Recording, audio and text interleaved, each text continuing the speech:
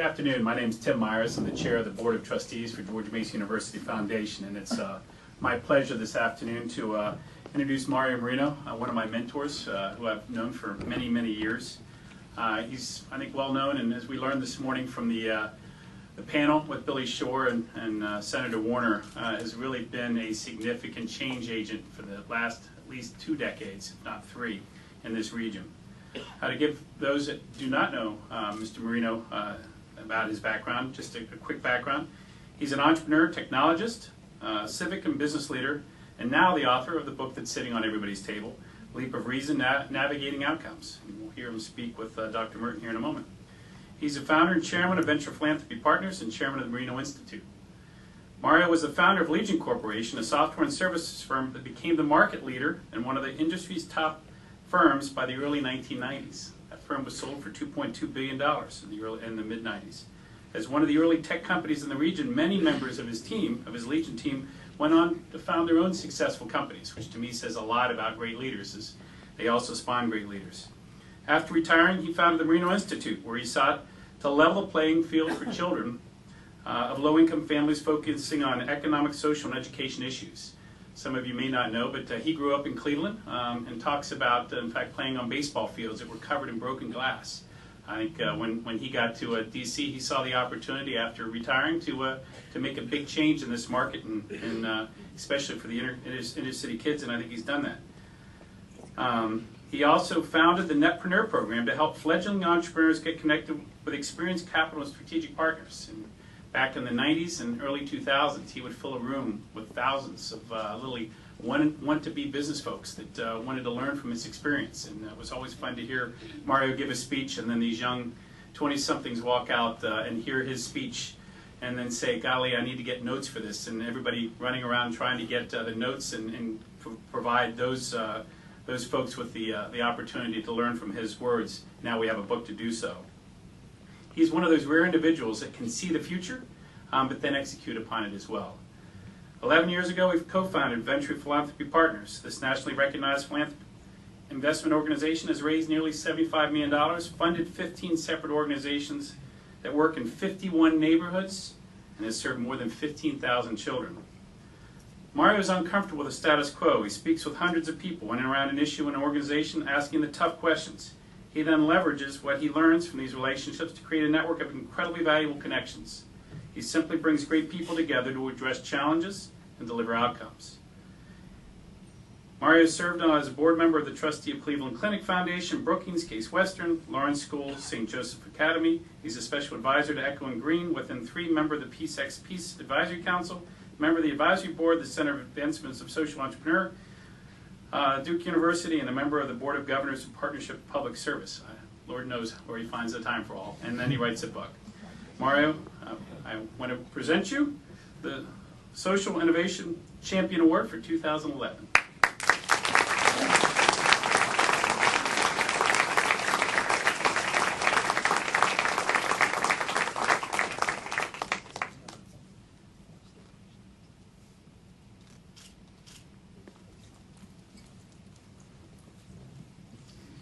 Thank you, Jim. I'm not going to say much because I'm next on the agenda too, but I first of all want to thank George Mason University and also explain that although I never went here, my lineage goes back quite a way, because when I left the business in 1992, the first group I got engaged with was something called the Northern Virginia Business Roundtable, thanks to April Young, and got very engaged from that point on, and it was here when Ellen joined the university, and now watched this meteoric growth. I mean, I think it's a huge testament to what you've done in the region, the nation, and the world, to go from, if you go back to the 80s, where it was considered to be an extension of a community college, to now be one of the top 4 in the world in terms of its rising nature and the stature. So you deserve enormous credit for what has happened here in George Mason and in the Commonwealth. And so thank you again for the work on social entrepreneurship, to Greg for all your help today in just getting things organized. Awards are funny things, I mean, because they're given to an individual, but I tend to believe you know, your effectiveness is a result of who's around you, who you work with, and there's members of our teams here today, whether they're Venture Philanthropy Partners, the Morino Institute, a series of people we call our advisors, friends like Tim. You're only a function of who you're around, and you're as good or as bad as those people. So anything that's coming good, pass it on to our teams, because they're the ones who deliver everything. And again, I thank them enormously. But after you hear this lofty introduction that Tim gave you, I always have to go back and tell a story, and Cheryl knows the story. My daughter introduced me one time. She's now a pretty perky junior in high school, and my youngest. And but in her second grade class, I came in for Father's Day, and the way she introduced me was not quite the way you did. And by the way, I think it's the first time you ever called me Mr. Morino, by the way. I want to tell you that. Anyway, so she says, she gets up and probably says, "Here's my dad. He's getting old. He carries a briefcase. He's going bald and does a lot of email." And that was the whole introduction. Meaning, be real in life, and and stay grounded to your roots. So thank you very much, and again, congratulations to George Mason and to the social entrepreneurship programs going on here.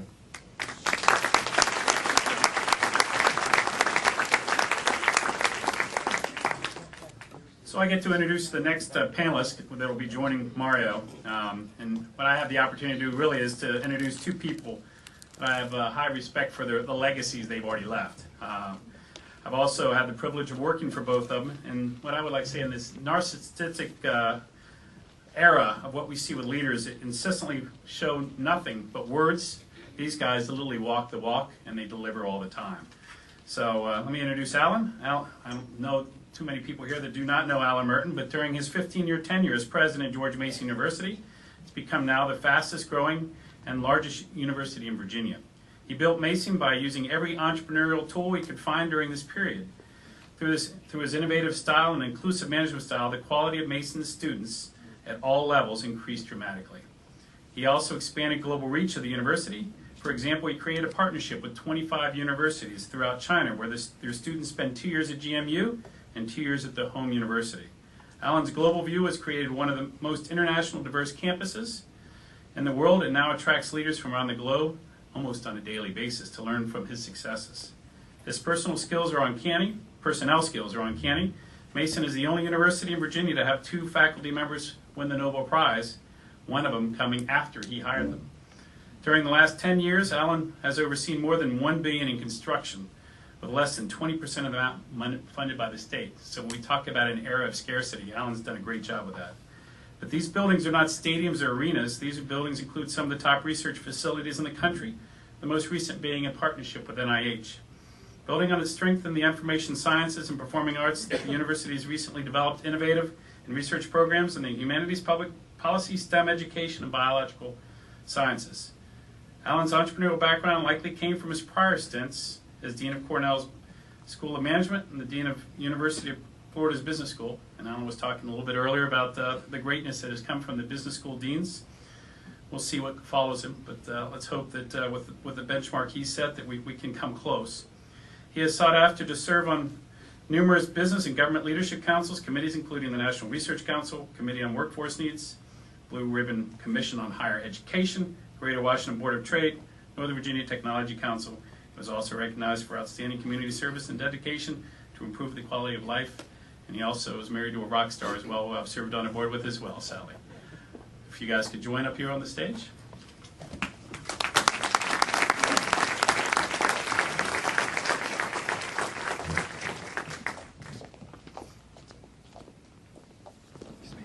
Mario asked if these are live.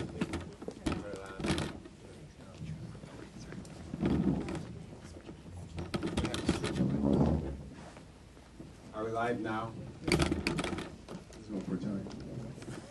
Tim, thank you very much. I'd like to just for a few seconds thank Tim Myers for not only what he has done for George Mason University and the broader community, but for what he is doing, taking on the responsibility of the George Mason University Foundation. It's very meaningful to us as a public institution in George Mason University. One needs a strong private foundation, and Tim has taken that on. And given what he's learned from Mario, I'm not surprised. I'm going to enjoy this next hour. We'll do the following. We'll probably spend a half an hour talking back and forth primarily for Mario, and then we'll give you a half an hour for questions to us and hopefully discussion. This is kind of a special thing for me. I came to George Mason University in July of 1996, and many times during the first 6 to 8 months, I would be up in front of a group and trying to get to know the community, and I would ask people, are there any questions? They always had one. Mario always had a question, so I had to learn very early on how to answer his questions, because there was no running. You could run, but you couldn't hide with respect to his questions. So now I'm going to have the opportunity in a few moments to ask him some questions. It's only taken 15. No, it's still not on. No, it's on. Just hold it closer. It's only oh, there Perfect. we go. Only taken 15 years to get to this point. I do want to also say before I move ahead, when I was looking at the opportunity to come to George Mason University in 1996, one of the things that I did was assess this region with other regions to see what was already in place. And I learned something from that that's extremely important. People make decisions as to where they want to go based on not only what they want to do, but based on what's already there. And so I looked around the material that I got, and I found these different organizations. I found the Northern Virginia Roundtable. I found the Northern Virginia Technology Council. I found the Potomac Knowledge Way. I found the early planning for a World Congress on Information Technology. And I thought, this is a place I want to be. And every time, in every document at that point in time that I looked at to decide if this was the place I wanted to be, because they got it, Mario was there. He was playing a role in all the organizations that were making an impact at that point in time, and from my point of view, it was going to allow me to do things at George Mason much faster than I would have been able to do any other place. So thank you for that encouragement by what you had done, or what you were doing then and what you continue to do. And I think it's something for all of us to keep in mind. I know I'm doing that a lot these days, is to ask the question, what have I done, what do I need to do, and what do people I work with need to do to build institutions? We talk a lot about doing the right thing for today or for tomorrow or for next year, but what institutions are we building? How are we contributing to the building of institutions? And while the short term is important, the long term is extremely more important. There was a reference a little bit earlier today about John Gardner and his activities in various settings. I was fortunate when I was very young, in my 20s, I worked in the White House. And I had the opportunity to meet Secretary Gardner. And one of the things that I learned from that experience, and when he passed away, I wrote a letter to the Stanford Alumni publication. He was a Stanford alum, I was a Stanford alum, I was a Stanford alum.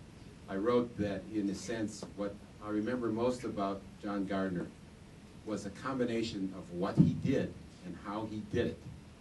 The lesson being, I worked in my 20s in the White House with very powerful people, some of whom who were very nice.